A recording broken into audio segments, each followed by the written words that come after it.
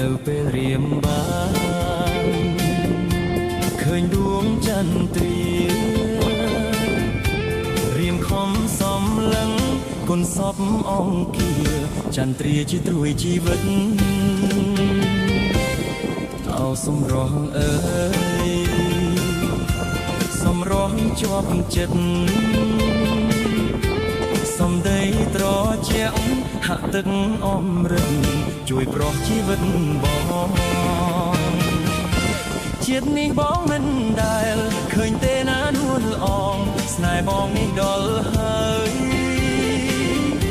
ស្រឡាញ់តែកលយានថ្ងៃណានឹងបានគៀបកាយឲ្យបងបានស្បើយពីក្តីទុកខាថា